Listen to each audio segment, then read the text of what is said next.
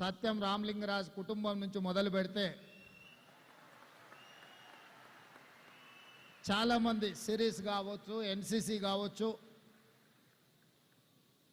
Pharma రంగంలో కానీ, వైద్య రంగంలో కానీ, విద్యా రంగంలో కానీ, మీడియాలో కూడా మొదట మాటివి మొదలుపెట్టింది రాజులే అన్న సంగతి ఈ సందర్భంగా మనం గుర్తు చేసుకోవాలి.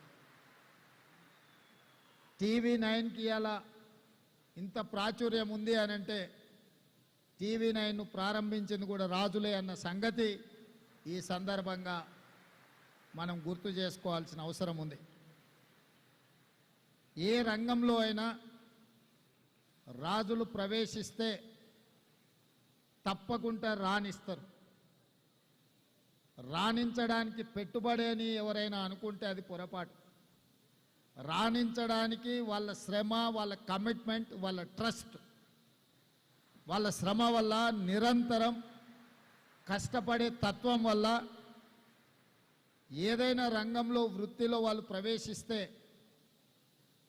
వాళ్ళని నమ్మవచ్చు అని సమాజానికి ఉన్న ఒక నమ్మకమే వాళ్ళ రాణింపుకు, వాళ్ళ ఎదుగుదలకు కారణం అని చెప్పి నేను ఖచ్చితంగా చెప్పగలను. సినీ రంగం గురించి చెప్పాలి అంటే కృష్ణంరాజు గారి పేరు ప్రస్తావించకుండా సినిమా రంగంని మనం ప్రస్తావించలేం. తర్వాతి తరంలో టాలీవుడ్ నుంచి బాలీవుడ్ వరకు రాణించింది రామ్ గోపాల్ వర్మ గారు. నాకు అత్యంత మంచి మిత్రుడు. అదేవిధంగా ఈరోజు హాలీవుడ్తో పోటీ పడగలిగిన, టాలీవుడ్ బాలీవుడ్ దాటి హాలీవుడ్తోనే పోటీ పడగలిగిన బాహుబలి ఇవాళ రాణించింది అని అంటే ప్రభాస్ లేకుండా ఆ పాత్రను ఊహించలేము.